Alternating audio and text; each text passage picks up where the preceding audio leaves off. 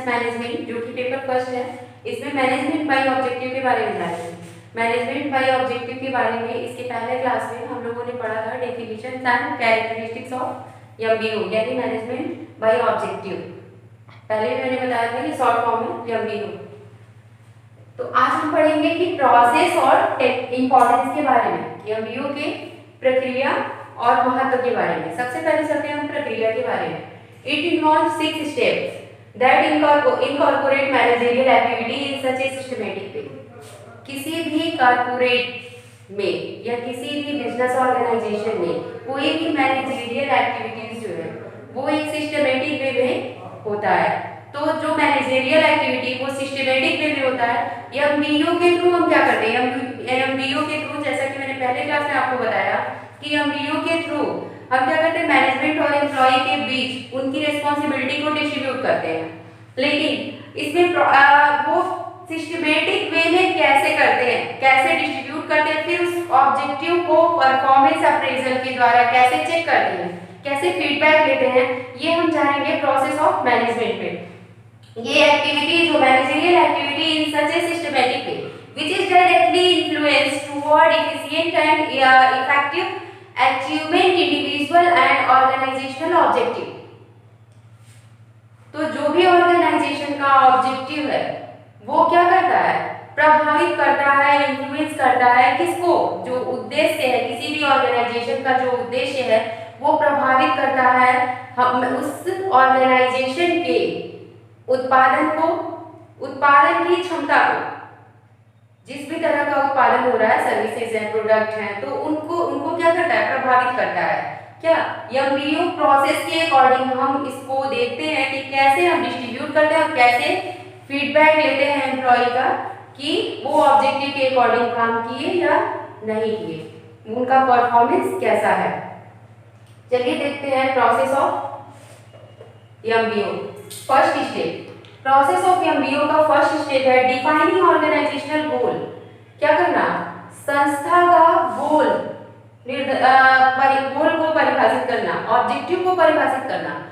कोई भी business organisation establish होता है तो उसका कोई ना कोई गोल होता है। उसका लॉन्ग टर्म गोल हो सकता है, शॉर्ट टर्म गोल हो सकता है, या इस तरह का उसका एक ब्रॉड कोई गोल होता है, ऑब्जेक्टिव होता है। तो उसको कैसे? ब्रॉड होता है, जनरल होता है, लॉन्ग टर्म हो सकता है, शॉर्ट टर्म हो सकता है। ऐसा हम सिर्फ नहीं कर सकते कि वो सिर्फ प्रॉफिट कमाने के लिए बिजनेस कर रहा है, ये पर्याप्त नहीं है उसके लिए। संस्था, कोई भी ऑर्गेनाइजेशन सिर्फ प्रॉफिट मोटिव या प्रॉफिट उसका ऑब्जेक्टिव हो तो वो आगे नहीं बढ़ सकता।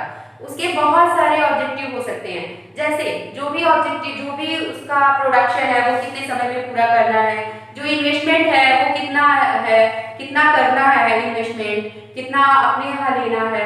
जैसे फॉरेनर कंपनी है तो वो कितना शेयर दूसरे देश में, अगर वो अपनी कंपनी स्टैब्लिश कर रही है तो कितना शेयर उसमें कितना शेयर्स बढ़ा रही है, इसका मोटिव क्या है, ऑब्जेक्टिव क्या है कि कितना शेयर्स बढ़ा लेना है, एक साल में कितने शेयर्स बढ़ा लेंगे, तो इस तरह का, या इन्वेस्टमेंट से कितना लाभ होगा।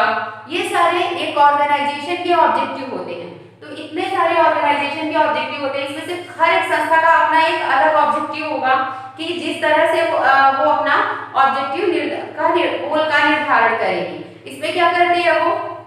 जो कस्टमर होते हैं, जो कस्टमर होते हैं, सोसाइटी होती है, उसको उसका गोल ये भी हो सकता है कि कस्टमर और सोसाइटी को अपनी तरफ करना, अपने ऑर्गेनाइजेशन की तरफ खींचना।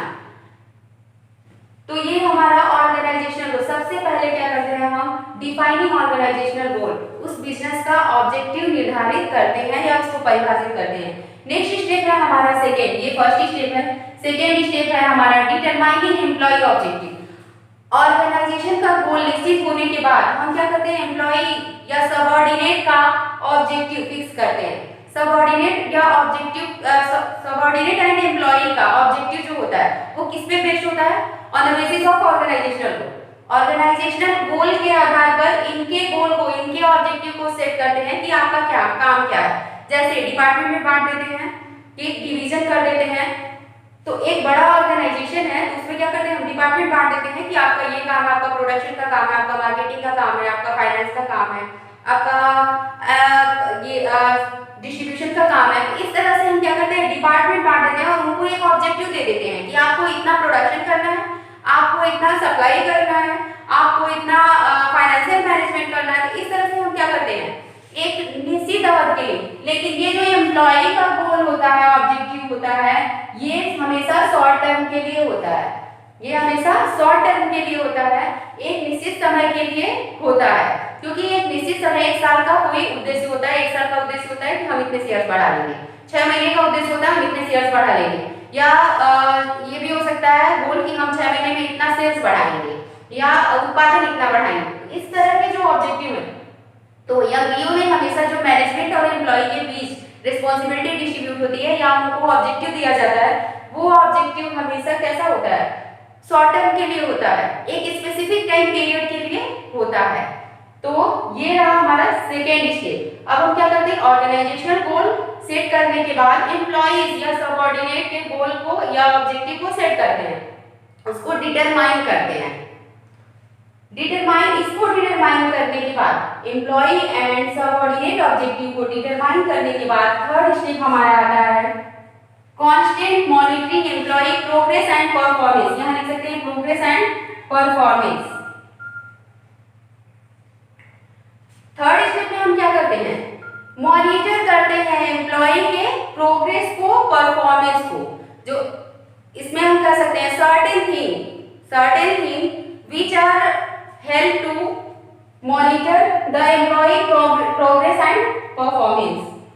तो इसमें क्या क्या करते हैं हम, इसमें सबसे पहले हम क्या करते हैं कुछ इसमें सर्टेन थिंग्स हैं, कुछ निश्चित चीजें हैं जिनके द्वारा हम क्या कर सकते हैं एम्प्लॉय के परफॉर्मेंस को चेक कर सकते हैं। जैसे चेक करेंगे कि जो इनका ऑब्जेक्टिव था, डिटरमाइन किया था हमने इनके ऑब्जेक्टिव को कि मार्केटिंग वाले बंदे को हमने इतना टारगेट दिया था, फाइनेंस वाले को इतना टारगेट दिया था, इस तरह से हमने क्या किया था टारगेट दिया था। तो जो भी हमने टारगेट उनको दिया था उस टारगेट के अकॉर्डिंग उनका परफॉर्मेंस है या नहीं, उस टारगेट उस ऑब्जेक्टिव के अकॉर्डिंग। जैसे कि मैंने ऑब्जेक्टिव का कई सारा मीनिंग बताया था कि ऑब्जेक्टिव का जो मीनिंग होता है वो कह सकते, ऑब्जेक्टिव को कई शब्दों में हम कह सकते हैं एंड, कह सकते हैं रिजल्ट, मिशन, पर्पस, टारगेट, इतने सारे वर्ड में हम कह सकते हैं। तो आप कंफ्यूज मत होइएगा कि ऑब्जेक्टिव और टारगेट। देखिए constant monitoring employ progress and performance में हम क्या करते हैं जो टारगेट हमने दिया था एम्प्लॉय को, जो एम्प्लॉय का ऑब्जेक्टिव सेट हुआ था कि इतने स्पेसिफिक टाइम पीरियड में आप इतना काम पूरा करेंगे, आपका इतना वर्क है, तो वो क्या किया पूरा किया या नहीं, वो प्रोग्रेस कर रहा है या नहीं, उसका परफॉर्मेंस सही है या नहीं। नेक्स्ट हम क्या करेंगे उसके परफॉर्मेंस को यहाँ देखेंगे कि मॉनिटर करेंगे कि क्या परफॉर्मेंस उसका पहले था और क्या है। फिर हम क्या करेंगे फोर्थ स्टेप है हमारा परफॉर्मेंस इवैल्यूएशन। परफॉर्मेंस इवैल्यूएशन में हम क्या करेंगे, इसमें हम करेंगे उसका जो परफॉर्मेंस कर रहा है उसका मूल्यांकन करेंगे, किस तरह का परफॉर्मेंस कर रहा है उसका हम क्या करेंगे मूल्यांकन करेंगे। इसमें मूल्यांकन में क्या करेंगे, मूल्यांकन में यही करेंगे कि क्या उसका परफॉर्मेंस ऑब्जेक्टिव के अकॉर्डिंग है या नहीं है। अगर उसको सेट किया गया था कि 100 प्रोडक्ट बनाना है, उसको सेट किया गया था, उसको दिया गया था कि उसको एक महीने में 100 प्रोडक्ट बनाना है, तो उसने कितना बनाया 100 बनाया या नहीं बनाया, 100 नहीं बनाया 80 बनाया। तो 80 बनाया तो क्यों 80 बनाया, इवैल्यूएशन में यही होता है क्यों 80 बनाया। हमने दिया था उसको कि एक महीने में आपको 100 प्रोडक्ट बनाना है, लेकिन उसने 80 बनाया। तो इस इवैल्यूएशन में पता चलेगा कि वो अपना काम सही से किया या नहीं किया। यहाँ तो परफॉर्मेंस चेक कर लिया हमने, अब उसकी परफॉर्मेंस को इवैल्यूएट करेंगे, उसका मूल्यांकन करेंगे। मूल्यांकन में ये करेंगे कि उसकी में जो कमियां हैं, अगर कमियां हैं तो क्यों हुई, अगर वो परफेक्ट है तो अगर वो एक्स्ट्रा कर दिया, अगर 100 की जगह 110 कर दिया तो इवैल्यूएशन उसको क्या मिलना चाहिए, उसको प्राइस मिलना चाहिए उसके अकॉर्डिंग। तो ये सारे काम प्रोवाइडिंग फीडबैक में करते हैं। पहले तो इवैल्यूएशन कर दिया हमने कि उसी में एक एम्प्लॉय ने क्या किया अपना काम 100 की जगह 80 प्रोडक्ट बनाया, एक एम्प्लॉय ने 100 की जगह 110 प्रोडक्ट बनाया, यानी ऑब्जेक्टिव सबको दिया, ऑब्जेक्टिव जो था वो दिया गया था 100 प्रोडक्ट बनाने का, लेकिन किसी का कम हो गया किसी का ज्यादा हो गया। तो ऐसा हो सकता है ऑर्गेनाइजेशन में और होता है ऐसा ऑर्गेनाइजेशन में। तो क्या नेक्स्ट हम स्टेप पे आएंगे, पांचवें स्टेप पे प्रोवाइडिंग फीडबैक। Providing feedback. यानी अब क्या होगा, मैनेजमेंट इनको क्या करेगा, फीडबैक देगा। मैनेजमेंट इनको फीडबैक देगा कि अगर इवैल्यूएशन में पता चला कि 80 प्रोडक्ट बनाया 100 की जगह, तो पता करेगा कि इवैल्यूएशन में ही वो पता करेगा वो क्यों बनाया 80 प्रोडक्ट। उसी के अकॉर्डिंग वो क्या करेगा, फीडबैक इनको देगा कि अगर वो डिमोटिवेट हैं तो उनको मोटिवेट करेगा। ये भी पता करेगा कि वो किस फॉर्म में मोटिवेट होना चाहता है, मॉनेटरी फॉर्म में या नॉन मॉनेटरी फॉर्म में। तो इस तरह से वो क्या करेगा, इनको फीडबैक देगा और इनको मोटिवेट करेगा, इनको बताएगा कि अगर आप 100 की जगह 100 प्रोडक्ट बना रहे हैं, अगर एक बंदा जो 100 की जगह 110 प्रोडक्ट बना रहा है, इसको ज्यादा इंसेंटिव मिलेगा, इसको ज्यादा इंसेंटिव मिल रहा है, इसकी सैलरी इंक्रीज हो सकती है। तो जिससे ये जिसने 80 प्रोडक्ट बनाया वो क्या होगा, मोटिवेट होगा। तो ये स्टेप है प्रोवाइडिंग फीडबैक। ये मोस्ट इंपॉर्टेंट स्टेप है जो बहुत ही आवश्यक है कि जब तक फीडबैक नहीं दिया जाएगा तब तक ये इसका प्रोडक्शन और 80 के नेक्स्ट मंथ क्या होगा, 80 की जगह 70 हो सकता है, 60 हो सकता है। तो जब तक उसको फीडबैक नहीं मिलेगा, जब तक इसकी कमियां इसको पता नहीं चलेगी और इसकी जो भी प्रॉब्लम है, इसके पास जो भी प्रॉब्लम है, ये प्रॉब्लम ये भी हो सकती है, मशीनरी की प्रॉब्लम हो सकती है, संस्था की प्रॉब्लम हो सकती है, उस बिजनेस ऑर्गेनाइजेशन की प्रॉब्लम हो सकती है, या इसका पर्सनल प्रॉब्लम हो सकता है, उस एम्प्लॉय का पर्सनल प्रॉब्लम हो सकता है। तो इस तरह से इसके प्रॉब्लम को हम क्या करेंगे, इवैल्यूएट करेंगे और उनको फीडबैक देंगे कि आप इस तरह से नहीं ऐसे काम कीजिए, उनको सॉल्यूशन देंगे उसका कि आप ऐसे नहीं ऐसे काम कीजिए, आपका प्रोडक्ट 100 का 100 बनेगा, आप अपने टारगेट को निश्चित समय में पूरा कर पाएंगे। लास्ट स्टेज है हमारा परफॉर्मेंस अप्रेजल। परफॉर्मेंस अप्रेजल, जो भी कार्य हुआ है, फीडबैक के बाद जो भी कार्य हुआ है उसको हम क्या करेंगे, उसका मूल्यांकन करेंगे। इसका मतलब निष्पादन का मूल्यांकन, जो भी कार्य निष्पादित हुआ उसका हम मूल्यांकन करेंगे। ये हमारा लास्ट स्टेज। ये रहा हमारा प्रोसेस ऑफ एमबीओ। नेक्स्ट हम आते हैं इंपॉर्टेंस ऑफ एमबीओ।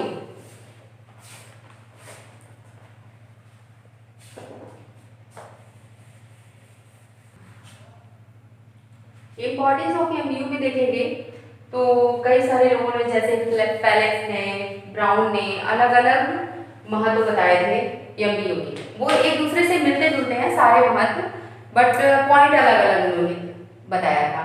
तो इस तरह से हम देखते हैं अकॉर्डिंग टू ब्राउन के अनुसार, ब्राउन ने बताया था कि A.M. ब्राउन, इनका फुल नेम है A.M. ब्राउन, इन्होंने बताया था कि जो एमबीओ का महत्व है, फर्स्ट इनका इंपॉर्टेंस है इफिशिएंट परफॉर्मेंस।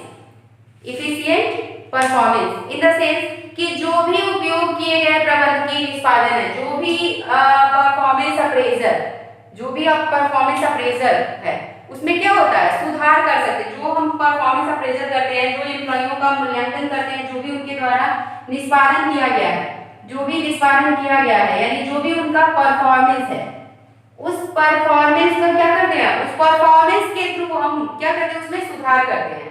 जो भी एम्प्लॉइयों की कमियां हैं उसको फीडबैक द्वारा हम क्या करते हैं, उसमें सुधार करते हैं, जिससे हमको क्या मिलता है, इफिशिएंट परफॉर्मेंस मिलता है, इफिशिएंट एंड इफेक्टिव परफॉर्मेंस मिलता है।